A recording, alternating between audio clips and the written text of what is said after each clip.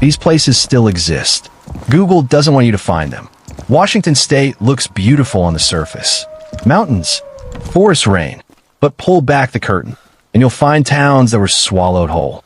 Places that thrived 100 years ago and then just stopped. No warning. No woodbye. Some were destroyed by fire. Some by greed. Some by forces no one could explain. Today, we're visiting 10 ghost towns that Washington doesn't advertise. Places where the buildings still stand. Where the silence is heavy. Where history didn't just fade, it collapsed. Stay with us, because some of these towns have secrets that were buried on purpose. Number 10, Leicester. Imagine a town built for one reason. The railroad. That was Leicester. Tucked deep in the Cascade Mountains, Leicester once had a hotel, a school, and hundreds of workers. Then the railroad rerouted. And just like that, Leicester had no reason to exist. People left so fast, they didn't take everything. Today, crumbling cabins still stand in the trees. The forest is slowly eating them. If you hike in, and it is a hike, you'll find rusted tools, collapsed roofs, and the ghost of a town that simply ran out of time. But Leicester is just the beginning. Number 9, Bodie. Washington had its own Bodie, a silver mining camp that exploded with life in the 1890s. Saloons, brothels, gambling dens. At its peak, over 1,000 people called this lawless mountain camp home. Then the silver ran out, and the people, every single one of them, left. What stayed behind were the buildings. Warped wooden structures clinging to the hillside like they're afraid to fall. The wind up there doesn't stop. Locals say on quiet nights, you can still hear sounds coming from the old saloon. They say it's just the wind. They say. Number 8, Molson. Molson isn't completely dead, but it isn't alive either. Built in 1900 during a gold rush near the Canadian border, Molson grew fast and burned bright. Then came a land dispute that tore the whole town in two, literally. Half the buildings were physically moved to a new location. What's left is an open-air museum frozen in time. Old cars sit rusting in the fields. Farm equipment from a century ago bakes in the sun. Nobody locked the doors. Nobody cleaned up. It's like the people just evaporated. What happens when a whole community disappears overnight? Keep watching, because the next one answers that in a terrifying way. Number 7, Orient. Orient was supposed to be a city. It had the bones of something great, a prime location, a railroad connection, ambition. But ambition in the Pacific Northwest wilderness is a gamble. The railroad never fully delivered on its promise. Businesses closed. Families left. What remains is a town that exists in a strange halfway state. A few residents still live there. A few old buildings still stand. But Orient feels like it's holding its breath, waiting for something that is never going to come back. Number 6, Flagstaff. This one is different. Flagstaff didn't just fade. It drowned. When the Lake Roosevelt Reservoir was created by the Grand Coulee Dam in the 1940s, entire communities were told to pack up. Flagstaff was one of them. Residents had to dig up their own cemeteries. They had to move their dead, and then they watched their homes disappear beneath the rising water.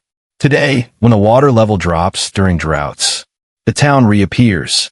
Foundations, streets, the outline of a life swallowed by progress. People have reported seeing structures emerge from the water that no one has documented. Buildings that aren't on any map. What else is down there? Number 5, Nighthawk. The name alone should tell you something. Nighthawk sits in the Okanagan Highlands, near the Canadian border. It was a mining town, copper and gold. At its height, it had hotels, a newspaper, and dreams. Then the mines dried up and the dreams went with them. The old customs house still stands. A few wooden storefronts lean against each other like tired old men. And the Nighthawk Hotel, once full of laughter and gunfights, sits hollow and rotting. Visitors who've explored it report an overwhelming feeling. Not fear exactly, more like grief. Like the building itself is mourning. We're only halfway through, and it gets stranger from here. Number 4, Oysterville. Not all ghost towns are ugly. Oysterville is hauntingly beautiful. Established in 1854, it was once the county seat of Pacific County. A thriving oyster trade made men rich overnight. Victorian homes line the streets. Churches rang their bells on Sunday. Then the oysters disappeared. The county seat was moved, stolen, some say, in a dramatic raid by rival politicians. And Oysterville was left behind. Today, the Victorian houses still stand, perfectly preserved. But almost no one lives there. You walk those streets and you feel watched. Every window and... Number 3. Holden. Holden has a dark secret buried under its past.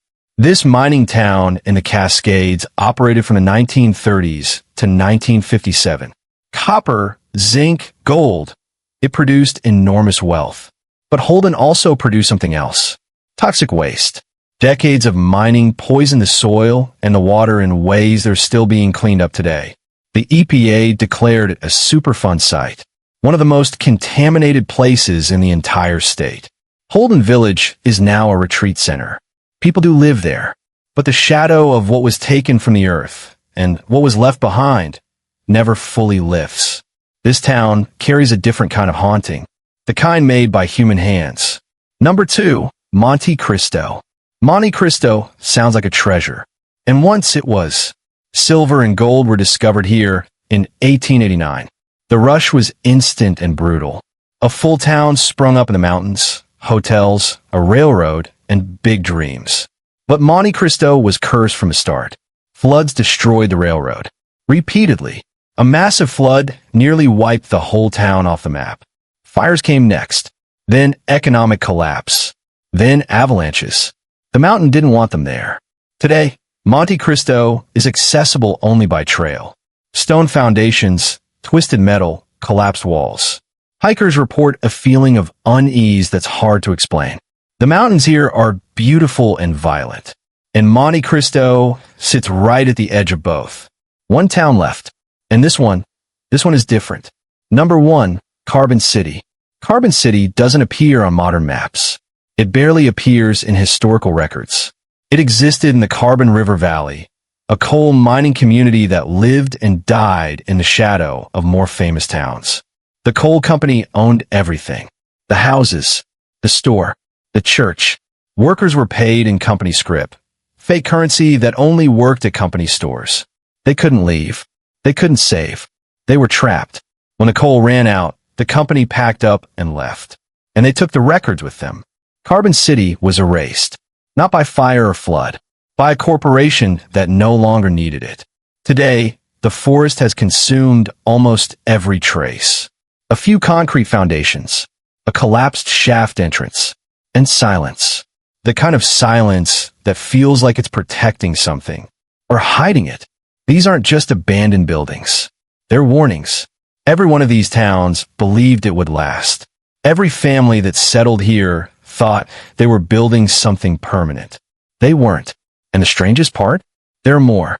Washington State has dozens of towns that vanished so completely that even historians argue about where they stood. The wilderness here is not gentle. It takes back what it's owed. So next time you're looking at a map of Washington State, think about what's not on it. Think about what was there before the map was drawn, and what was there that they chose not to draw.